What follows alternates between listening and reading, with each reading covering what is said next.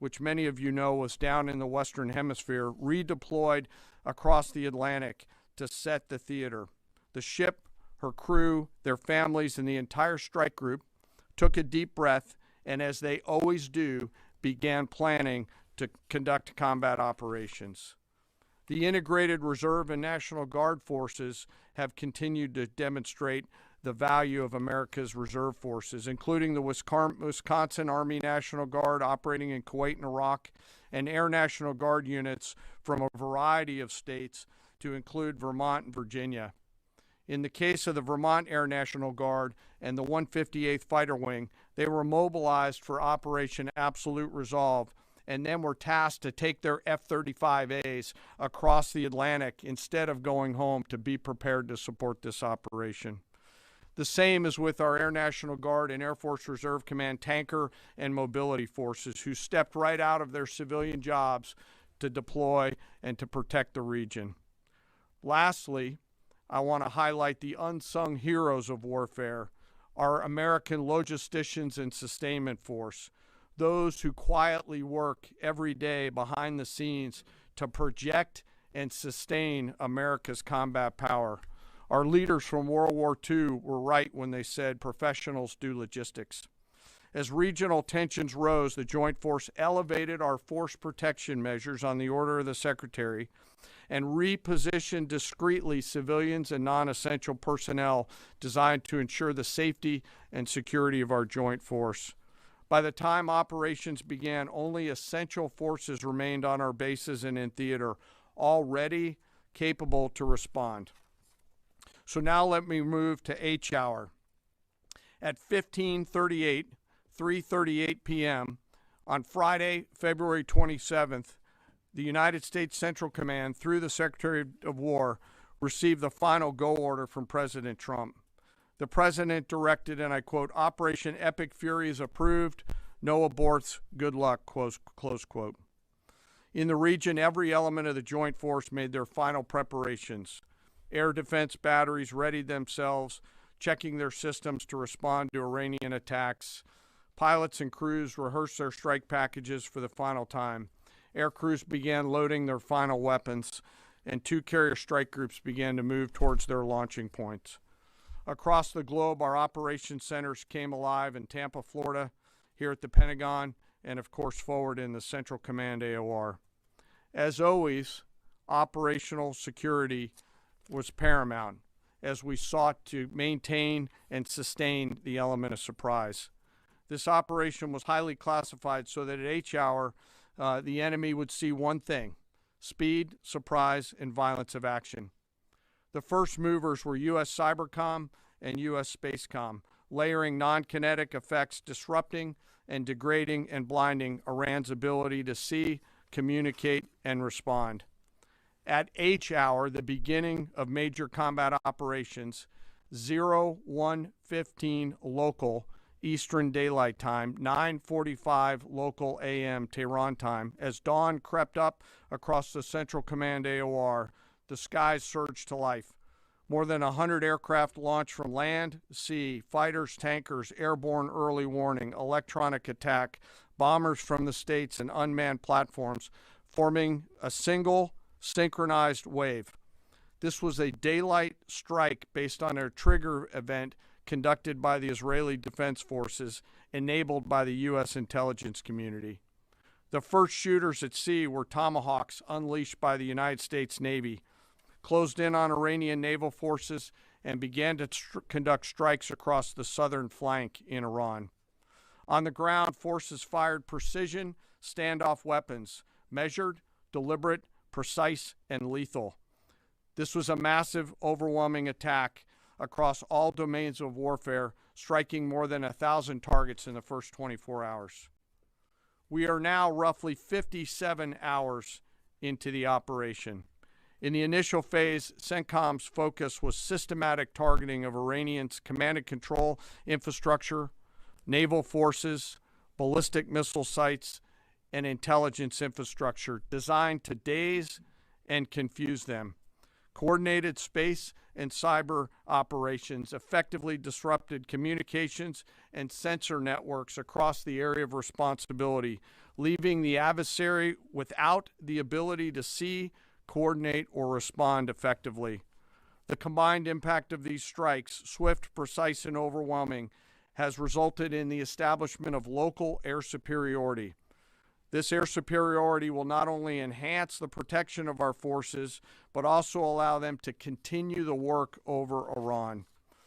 Over the course of the last 2 days, the Joint Force has launched hundreds of missions from land and sea and delivered tens of thousands of pieces of ordnance. The effort continues to scale. This included American B-2 bombers, which again, similar to Midnight Hammer, flew a 37-hour round-trip sortie from the continental United States, dropping precision, penetrating munitions on Iranian underground facilities across the southern flank and slightly deeper. Additionally, Israel has separately executed hundreds of sorties against hundreds of targets. Beyond Air Force and Navy aircraft strike packages, coordinated salvos of precision.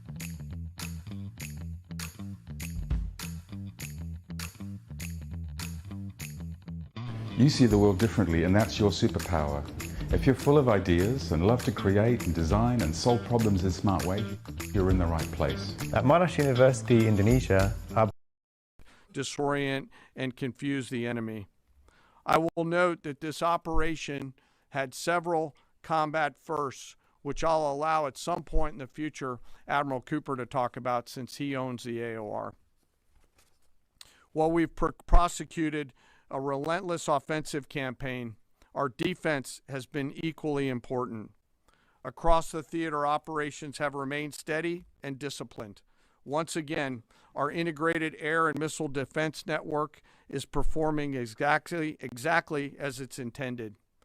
U.S. Patriot and THAAD batteries, along with ballistic missile defense-capable Navy destroyers, continue to coordinate and execute intercepts with precision and consistency. I wish that every American could hear the voice communications like I have as these joint operations centers remain calm, focused, and cool while executing under fire over and over again. Collectively, these systems have intercepted hundreds of ballistic missiles targeting U.S. forces, our partners, and regional stability. The threat from one-way attack UAVs has remained persistent. Our systems have proven effective in countering these platforms, engaging targets rapidly. Each intercept represents hundreds of hours of training, readiness, and technology all coming together to work as designed. We will remain vigilant in the counter UAV fight. And the defense of the region is not ours alone. As the threat grew, our partners surged in beside us. Air defense batteries in Qatar, the UAE, Kuwait, Jordan, and Saudi Arabia joined the fight, proof positive that years of training, trust, and hard-earned integration pay off. I am aware of the loss of 3 U.S. Air Force F-15Es overnight in the region. I am grateful for the safety of the crews, and we know that this was not from hostile enemy fire. As this matters under investigation, I'll not comment further on this. Let me close. Operations will remain active across the theater and across the globe. The U.S. forces are postured not only to maintain pressure, but to respond and adapt as required. Operation Epic Fury stands as a reminder of what the United States military uniquely delivers: the ability to project power on a global scale with speed, surprise, precision, and overwhelming force when and where our nation requires it. What we've demonstrated over the past several days reflects years of investment in readiness, joint integration, and professionalism of the Joint Force. As major combat operations continue across CENTCOM, we remain engaged globally. America's Joint Force retains the credibility, capacity, and flexibility to respond to any contingency anywhere in the world at any time. To those who would test our resolve or threaten the United States, our allies, or our interests.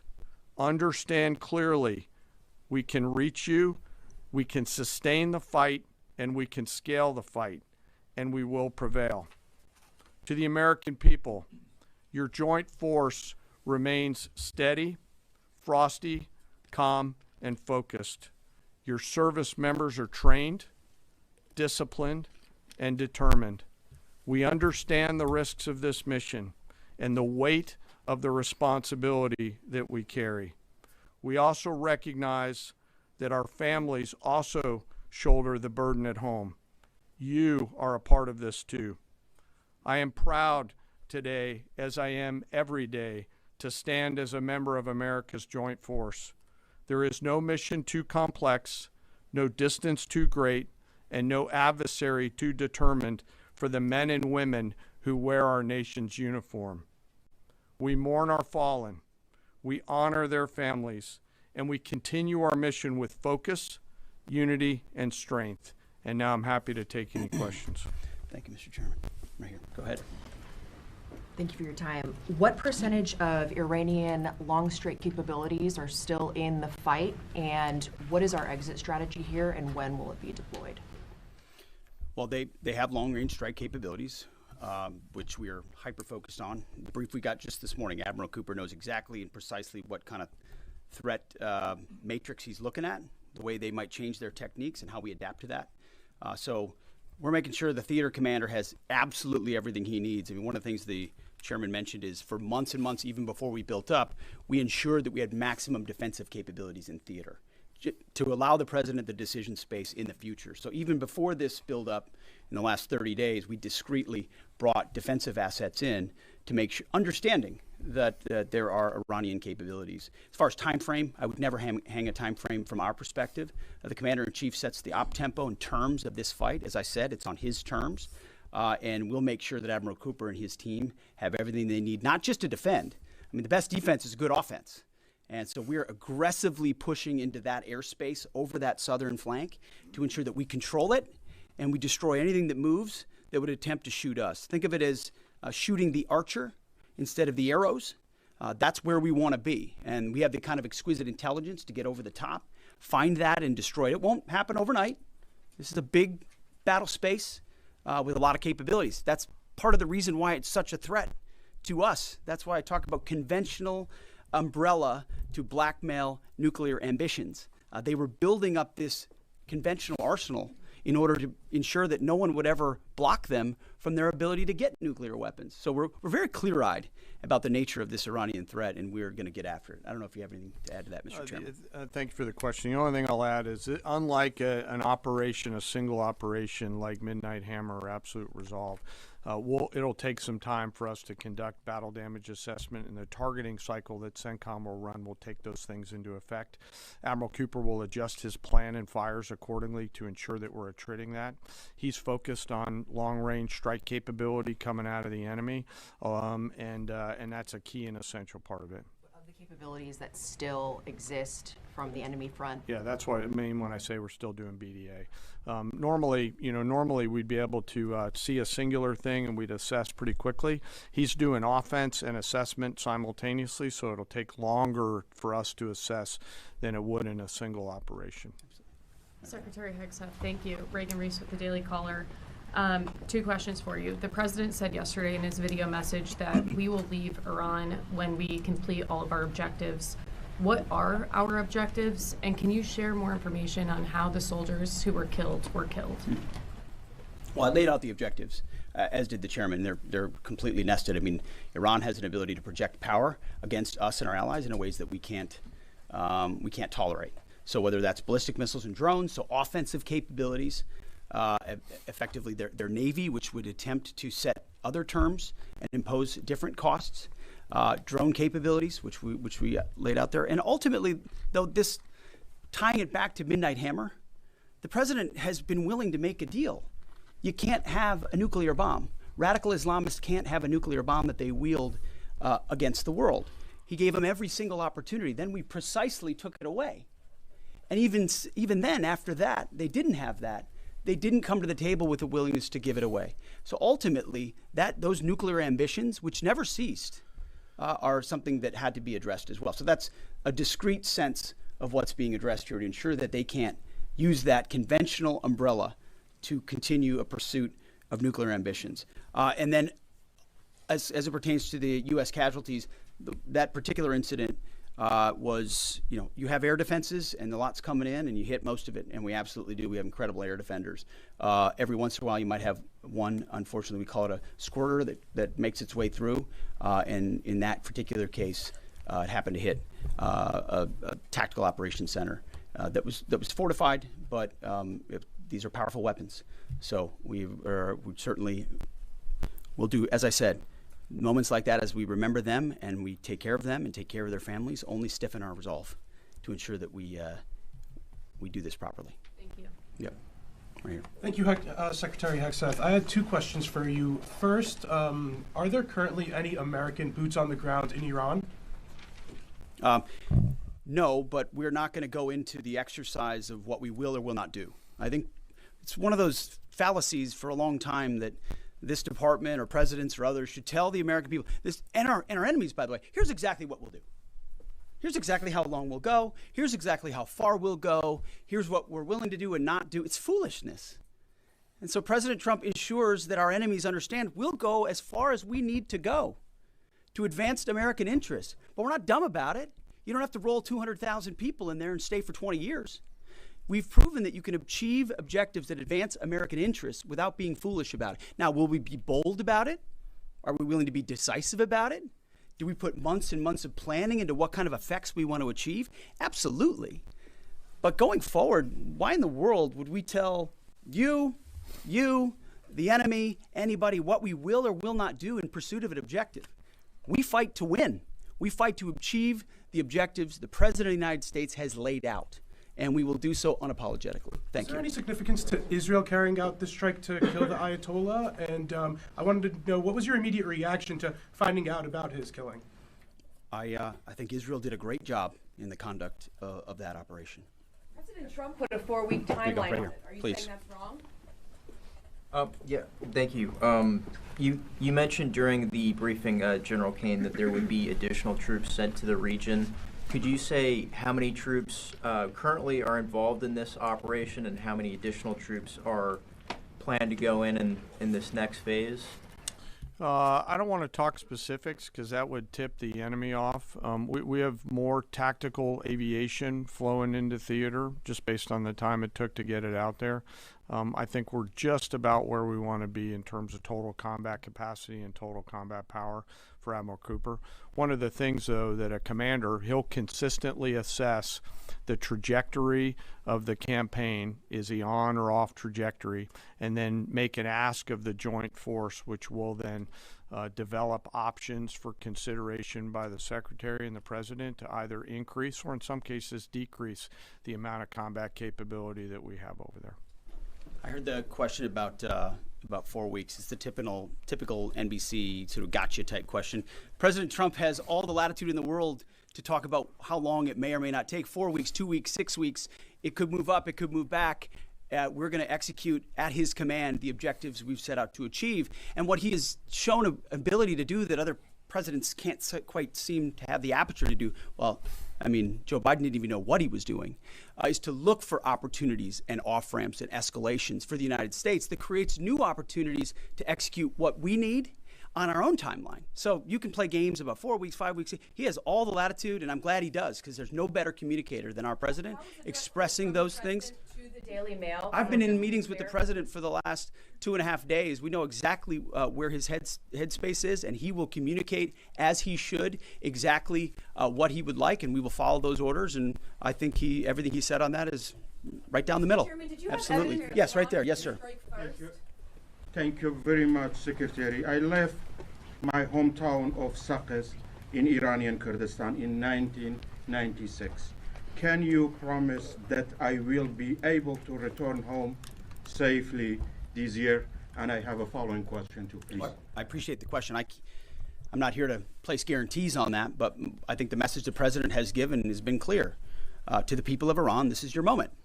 The world was seized by these crowds, and then seized by the reality of this regime killing tens of thousands of innocent protesters. So we saw the nature of the regime yet again exposed. We saw many of the Iranian people seek a change there. This is their moment to take advantage of it, for sure. You served in Iraq and know that no American soldiers were killed in Kurdistan. The Kurdish people are very pro-American. Will you continue protect Kurdistan and Peshmerga as loyal ally of the United States? Why I'm asking this question? Because now Kurdistan is under attack by Iranian drones and by proxies in Iraq and on the region. I think I can speak to allies generally in the region who we've been in constant communication with. We have been standing shoulder to shoulder with them, and we appreciate their capabilities. Absolutely. Yes, right here. Hi, thank you. Cameron Arkin with the Daily Wire. My question is about some of the domestic threats, if any, regarding this right now. Have there been any concerns about Iranian sleeper cells, and kind of what has the Trump administration been doing to kind of monitor these threats? Across the interagency, in full coordination. Of course, we're paying attention to any potentialities there. This is a former regime, a regime that seeks to export that ideology and try to sow terror. We're ready for that. We've seen these types of folks before, and the American people can rest assured that we're vigilant on that. Right here. Secretary, thank you. Kind of a follow-up on that last question. There was just this, what appears to be a terrorist attack in Austin yesterday. How does that change the operation at all? What effect does that have? And it doesn't change the operation at all, and I know the authorities are executing exactly the way they should. Secretary Hegseth, and one for Chairman Caine as well. I understand, to your point here, that you don't want to broadcast everything for our adversaries to hear, but the American people also want to know what they're sending their men and women to war for. Is there a concern of this spiraling into a longer war? And then one for the chairman when you're done.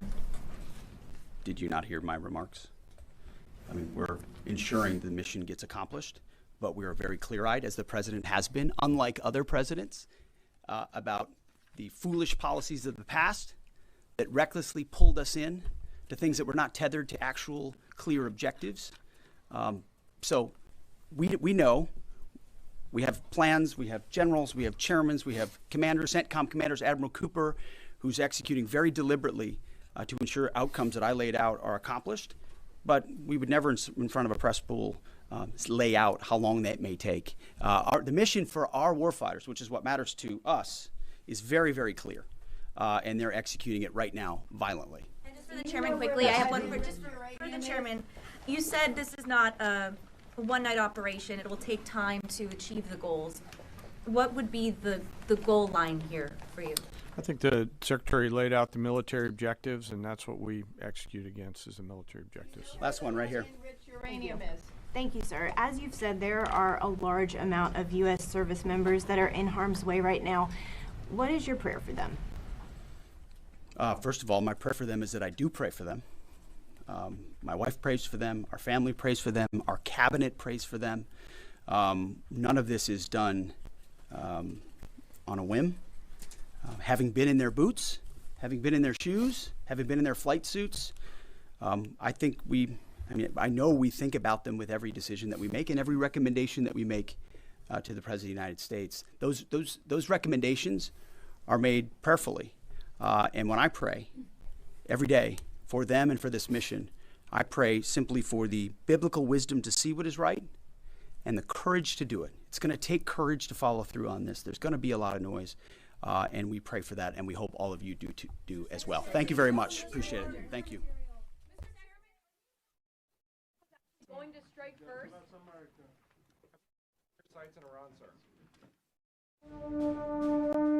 Make it a habit, 7 minutes of Tai Chi every morning all the way for 1 month.